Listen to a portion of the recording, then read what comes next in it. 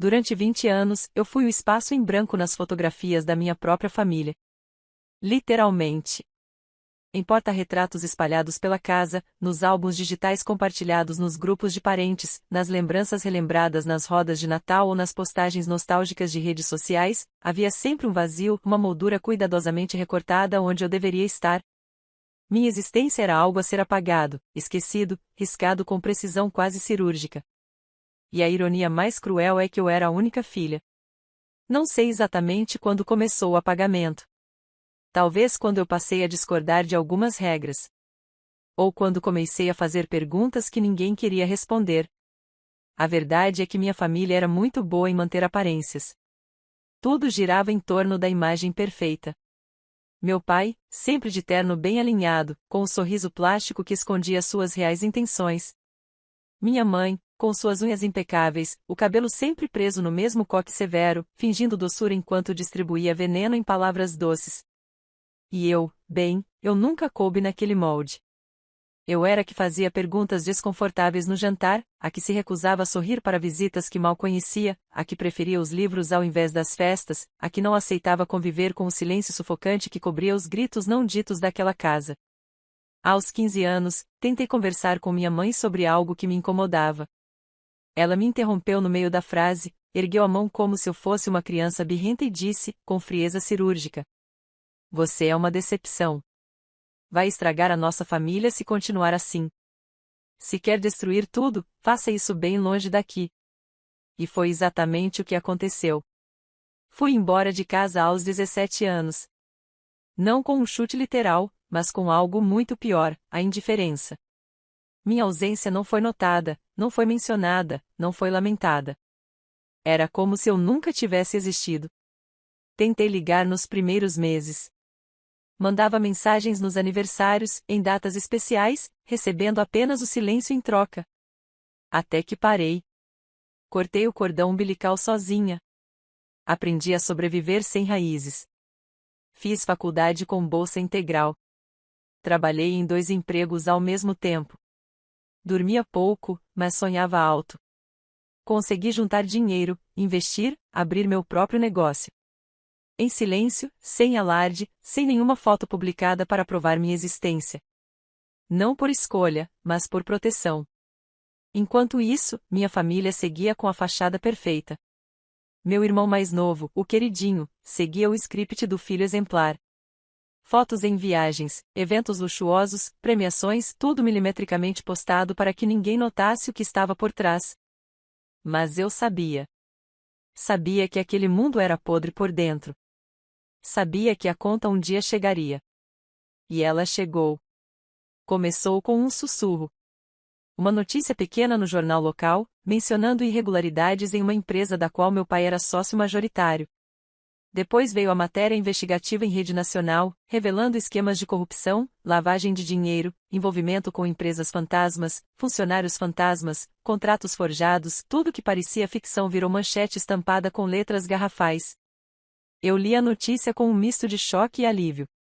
Choque porque, mesmo conhecendo os podres, eu não imaginava que a teia era tão profunda. E alívio porque, enfim, o mundo veria a verdade que tentei mostrar anos atrás, quando ainda gritava para ser ouvida. O escândalo se espalhou como pólvora. A máscara caiu. A casa de vidro estilhaçou. E foi então que eles vieram atrás de mim. A primeira tentativa foi uma ligação. Número desconhecido. Ignorei. Depois, uma mensagem curta de minha mãe: "Precisamos conversar. Urgente." Ri sozinha. 20 anos ignorando minhas mensagens. 20 anos fingindo que eu não existia. 20 anos me apagando das fotos, das lembranças, das conversas. E agora, diante da desgraça, lembraram de mim. Achei que sentiria prazer com aquilo.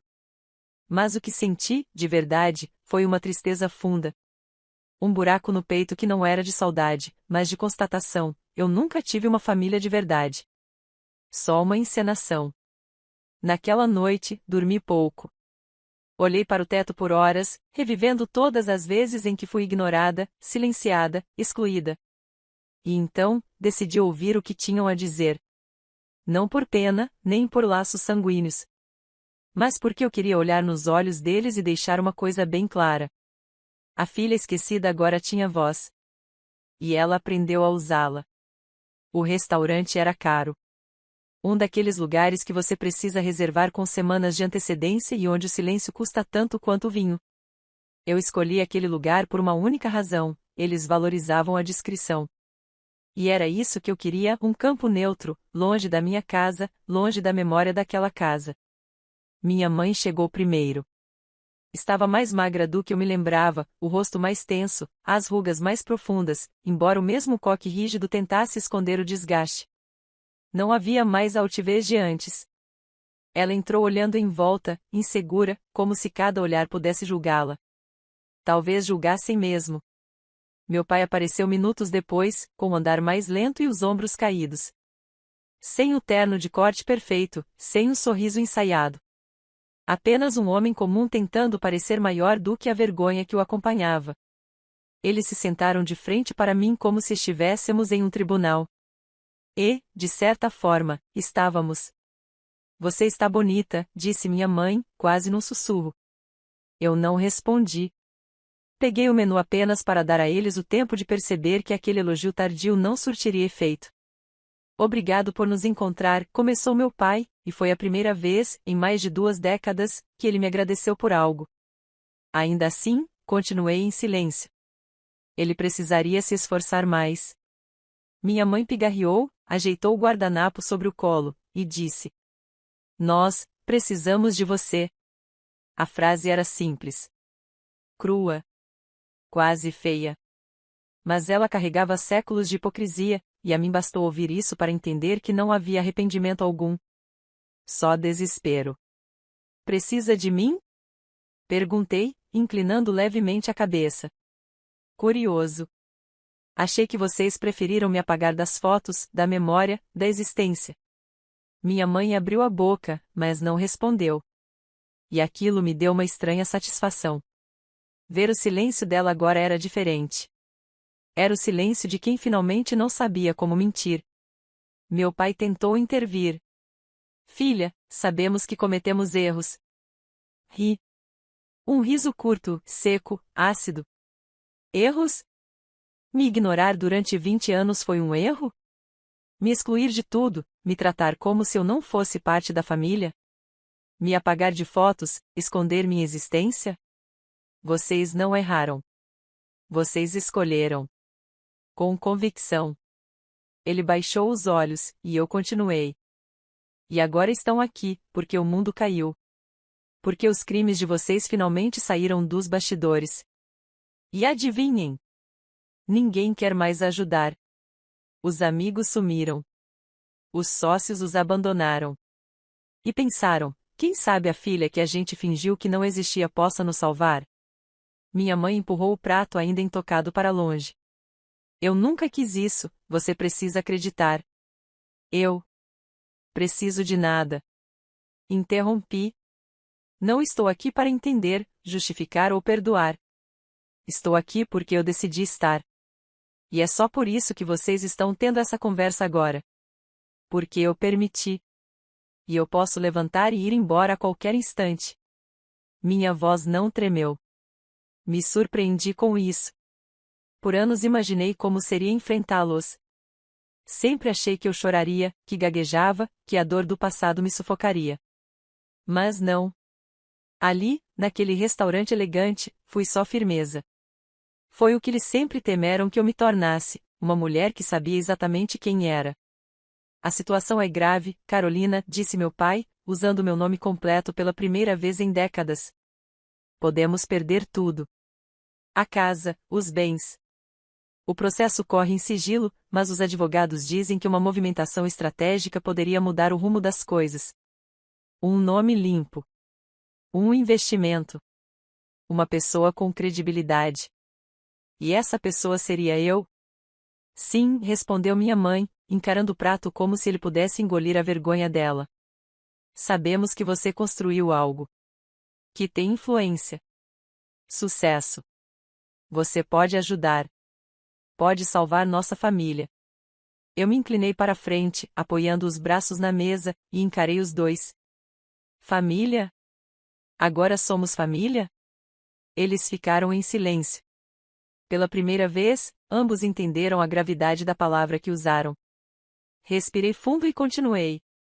Vocês passaram 20 anos fingindo que eu não existia. Me fizeram duvidar do meu valor. Me fizeram crescer com a sensação de que eu era o erro da equação. Eu só queria pertencer, só queria ser vista, só queria estar nas malditas fotos de Natal, mesmo que mal enquadrada. Mas vocês me apagaram. E agora, com as máscaras no chão, vem aqui pedir ajuda, implorar por algo. Porque eu fui forte o suficiente para sobreviver sem vocês. Minhas mãos estavam geladas, mas não tremiam. A dor que eu senti durante anos se transformou em outra coisa. Não era raiva. Era lucidez. E então, você vai nos ajudar? Insistiu meu pai, com a voz rouca. Sorri. Um sorriso que não tocou os olhos. Talvez eu até escute o que vocês têm a propor. Mas saibam de uma coisa, eu não sou mais a filha que queria um convite para as festas da família. Agora, sou a mulher que decide quem senta à mesa. Levantei-me e deixei a conta paga. Olhei para trás uma última vez antes de sair. Vi os dois sentados, recolhidos, menores do que jamais imaginei que pudessem parecer. Eles me apagaram por 20 anos. Agora, era minha vez de decidir se eles mereciam um lugar na minha história. Eu não consegui dormir naquela noite. Mesmo com a cabeça encostada no travesseiro, o corpo exausto e as janelas fechadas, o mundo parecia fazer barulho demais. Lembranças batiam na minha porta como fantasmas famintos, o aniversário em que tiraram uma foto em família enquanto eu limpava a cozinha, o casamento do meu irmão, onde me pediram para não aparecer nas fotos oficiais, um álbum que encontrei por acaso, aos 19 anos, onde meu rosto era sempre uma sombra borrada, um canto cortado, um rastro mal editado. Eles me apagaram de tudo. De todos os momentos. Até mesmo das pequenas alegrias. E agora queriam ajuda. Passei o dia seguinte tentando entender por que aquela ideia me incomodava tanto. Eu não devia simplesmente negar e seguir com a minha vida? Era o mais lógico. Mas parte de mim queria mais do que apenas virar as costas. Queria mostrar a eles o que é ser esquecida. Queria que sentissem o que é ser invisível, não por escolha, mas por imposição. Foi assim que nasceu a ideia do jantar. Enviei uma mensagem para minha mãe. Jantar em minha casa. Amanhã. Tragam o que quiserem me mostrar. Ela respondeu em menos de 2 minutos, como se estivesse à espreita do meu contato. Eu podia imaginar o alívio deles, aquela fagulha de esperança de que eu fosse ceder, de que ainda restasse alguma lealdade enterrada sob as décadas de rejeição. Mal sabiam que eu não era mais aquela menina ingênua que esperava ser amada. No dia seguinte, preparei o ambiente como quem prepara um palco. A casa estava impecável, silenciosa, e fria como eu mesma me tornará. Coloquei a mesa com talheres de prata, taças de cristal, guardanapos bordados. Não para impressioná-los, mas para lembrá-los, de forma silenciosa e cruel, do que eles abriram mão quando decidiram me apagar. Pontualmente às 19 horas, o interfone tocou. Mandei subir. Eles chegaram vestidos como se ainda fossem importantes. Minha mãe usava uma blusa de seda, mas os olhos revelavam cansaço. Meu pai ainda tentava manter a postura, mas seu terno puído entregava a decadência. Cumprimentei-os com um aceno seco e os conduzi à sala de jantar. Bonita sua casa, disse minha mãe, tentando sorrir. Eu sei, respondi. Sente-se. Eles obedeceram sem protestar. Trouxeram uma pasta. Sabia que trariam. Eu já havia mandado meu advogado fazer uma varredura sobre o que estavam enfrentando, bloqueios judiciais, dívidas acumuladas, possível prisão preventiva. Eles estavam desesperados. E agora, viam em mim a salvação. Meu pai abriu a pasta com os dedos trêmulos. Aqui estão os documentos. A proposta é simples. Você entra como sócia temporária na empresa de fachada, nos ajuda a limpar a imagem e, com isso, conseguimos renegociar os contratos. Em troca, deixamos para você uma parte dos bens não comprometidos. E quais bens seriam esses? Perguntei, cruzando os braços. O apartamento em Angra, 2 carros e uma conta na Suíça ainda não rastreada, respondeu ele, como se estivesse oferecendo doces. Minha mãe o interrompeu, falando baixo. Além disso, prometemos te incluir de verdade daqui para frente. Sem apagamentos. Você voltará a fazer parte da família. Sorri. Mas foi um sorriso gélido. Uma rachadura no rosto. Ah, então é isso? Agora que tudo desmoronou, vocês me devolvem o convite para a festa? Me devolvem o lugar na mesa? As fotos antigas onde meu rosto foi cortado, vocês vão colar de volta? Carolina, pelo amor de Deus, isso é coisa do passado, murmurou minha mãe. O passado é tudo que me deram, retruquei. Não me restou outra herança além da dor. E agora, querem que eu salve vocês com o que construí sozinha? Com cada lágrima que engoli calada, com cada dia que dormi com fome, com cada humilhação que suportei para chegar onde estou. Meu pai tentou interromper, mas eu levantei a mão. Quando eu fazia aniversário, vocês diziam que não valia a pena gastar dinheiro comigo. Quando eu ganhava prêmios na escola, vocês diziam que eu pelo menos estava fazendo algo de útil. Vocês tiraram minha infância, minha autoestima e minha voz. E querem que eu retribua com solidariedade? Nós somos sua família, insistiu minha mãe, chorando pela primeira vez. Não, corrigi, com firmeza. Vocês foram um castigo. Uma lição. Um lembrete de tudo o que eu nunca mais quero ser. Família não é sangue. Família não exclui, não apaga, não silencia. Levantei-me da mesa e caminhei até a estante, onde deixei uma caixa preta. Coloquei-a sobre a mesa diante deles. Aqui estão as fotos antigas. As que vocês esqueceram de apagar dos negativos. Eu as recuperei. Revelei todas. A cada imagem, fiz questão de me reencontrar. Me ver. Me lembrar de que eu existia, mesmo quando vocês diziam que não. Meu pai tentou abrir a caixa, mas empurrei-a de volta. Não. Agora é minha vez de escolher quem fica na minha história. E vocês não ficam. Peguei os documentos da pasta, rasguei-os um a um. Lenta, meticulosamente, sem pressa. Cada folha parecia uma libertação. Vocês tiveram 20 anos para fazer a coisa certa. Agora é tarde. A porta estava aberta quando apontei para ela. Eles hesitaram. Choraram. Imploraram. Mas eu permaneci em pé, inabalável, observando-os caminharem em silêncio para fora da minha vida, dessa vez, sem chance de retorno. A última ceia havia terminado. E eu, finalmente, era livre. Na manhã seguinte, sentei no chão da minha sala com a caixa de fotos no colo. Era pequena, preta, discreta. Mas continha o que havia de mais valioso, pedaços da minha história que, por muito tempo, pensei que haviam sido perdidos para sempre. Ali dentro estavam os registros que minha mãe não teve tempo ou paciência de rasgar. Fotografias esquecidas em álbuns antigos, escondidas em envelopes amarelados no fundo de uma gaveta. Eu as recuperei anos atrás, como quem junta cacos de um espelho estilhaçado tentando lembrar do próprio rosto. Cada imagem era uma ferida aberta, e também uma cicatriz que eu havia transformado em medalha. Na primeira foto, eu tinha uns 5 anos. Estava numa festa de aniversário. No canto inferior, meu irmão sorria ao lado do bolo, e eu aparecia de relance, meio de costas, com um copo de refrigerante na mão. Ninguém me olhava. Eu não estava no centro de nada. Apenas existia a margem, como sempre. A segunda foto era no Natal. Minha mãe, meu pai e meu irmão posavam com roupas combinando em frente à árvore iluminada. Eu estava atrás da cortina, visível apenas porque uma fresta me revelou um olho atento, meio rosto curioso, uma mão segurando a barra da toalha. Aquela imagem me dilacerou na época. Hoje, me fortalece. A terceira foi a que mais me marcou. Era uma foto de família tirada por um fotógrafo profissional. Todos arrumados, sentados em cadeiras estofadas. Eu estava ali, ao lado do sofá. Só que, na versão original do álbum, havia colado um adesivo de flor sobre o meu rosto. Literalmente. Me lembro de quando encontrei aquela versão. Eu devia ter uns 21 anos.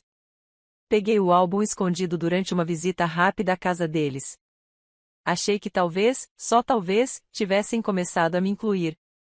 Mas não. Havia um adesivo. De flor. No lugar onde estava minha cara. Hoje, ao olhar a cópia restaurada, sem o adesivo, com minha imagem visível, eu não chorei. Sorri. Porque eu tinha me encontrado ali. Porque ninguém mais podia me apagar.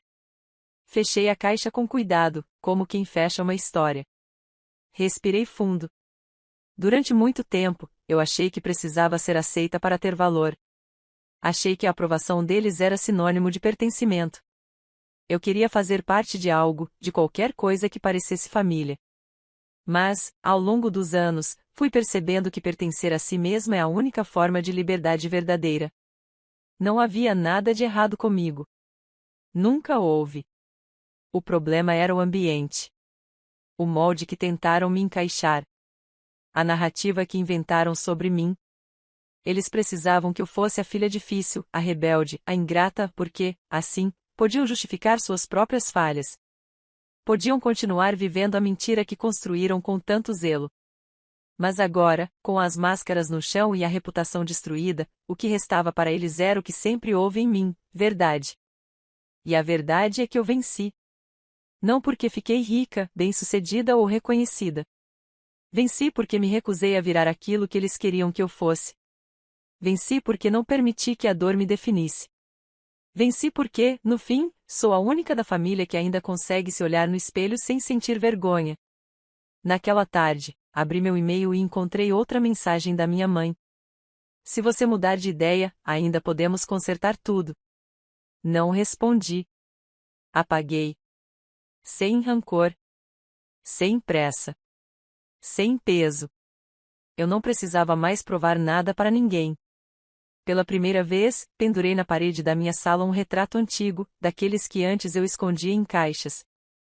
Era uma foto minha, aos 8 anos, de frente para a câmera, com um sorriso tímido e os olhos esperançosos. Eu estava sozinha. Mas, naquele instante, percebi, era a única imagem em que eu parecia, genuinamente, feliz. Talvez porque, naquela hora, ninguém tentou me apagar. Talvez porque, ali, eu ainda acreditava que merecia ser vista. E agora, eu sabia. Passei os dedos sobre o vidro da moldura, como quem toca a própria alma. Aquela garotinha agora era mulher. Forte. Independente. Inteira. E dessa vez, ninguém iria apagá-la.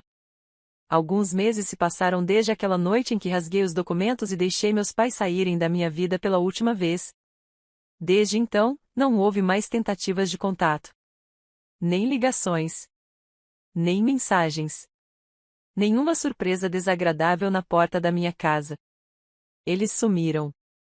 Como fantasmas vencidos pela luz da manhã, desapareceram do meu cotidiano com a mesma rapidez que surgiram quando tudo desmoronou. Pelo que acompanhei discretamente e sem me envolver, apenas observando à distância, o processo seguiu seu curso. As máscaras caíram de vez.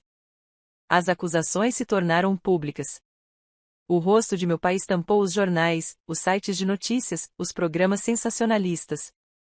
O homem de prestígio virou sinônimo de escândalo. A família perfeita virou manchete de vergonha. As redes sociais, que antes exibiam fotos editadas com sorrisos ensaiados, foram desativadas. Silenciadas. A casa onde cresci foi colocada à venda às pressas, mas ninguém quis comprar. Era como se até as paredes soubessem demais, como se os sorrisos impressos nas fotografias ainda ecoavam mentiras demais para que alguém pudesse viver ali em paz. Meu irmão, o intocável, teve que prestar depoimento. Não sei o quanto ele sabia, mas sei que sempre preferiu fechar os olhos para tudo que não envolvesse seu conforto. Eu não esperei nada dele. Nem compaixão, nem culpa. Ele foi criado para ser cego e surdo às dores dos outros, desde que seus próprios interesses estivessem protegidos. E agora, nem isso restava. Caminhar pela vida depois disso não foi um conto de fadas. Havia momentos em que o silêncio da ausência deles ainda latejava. Não pela falta em si, mas pela constatação de que, mesmo quando estavam presentes, nunca estiveram de verdade. Mas, pouco a pouco, fui preenchendo o espaço que antes era dor com outras coisas, escolhas minhas, pessoas que me enxergavam de verdade, projetos que me faziam sentir orgulho. Plantei novas raízes onde antes só havia terra rachada. Construí uma vida inteira com as pedras que jogaram contra mim. E o mais curioso de tudo foi perceber que, mesmo com todo o barulho que eles fizeram tentando me apagar, agora era o silêncio deles que gritava mais alto. Eles haviam se tornado exatamente o que tentaram fazer comigo, esquecidos. Certa tarde, enquanto passeava por um parque perto de casa, vi uma menina brincando sozinha no balanço. Tinha o cabelo igual ao meu quando era criança. Meus olhos se encheram de lágrimas, mas não de tristeza, de ternura. Ela olhou para mim e sorriu. Um sorriso inteiro, sem vergonha, sem medo. Sorri de volta. E foi ali que percebi, com uma clareza quase sagrada, que eu não precisava de aprovação. Nunca precisei. O amor que me negaram, eu havia encontrado em mim mesma. Nas cicatrizes que aceitei, nas batalhas que venci, na mulher que me tornei apesar de tudo. Eu era, finalmente, livre. Sem mais molduras vazias. Sem mais espaços em branco. Sem mais sussurros de vergonha ou promessas quebradas. Agora, o retrato da minha vida era inteiro. Com todas as cores, dores, memórias e verdades que me compunham. E quem não soube me enxergar, não merecia estar nele. Fim.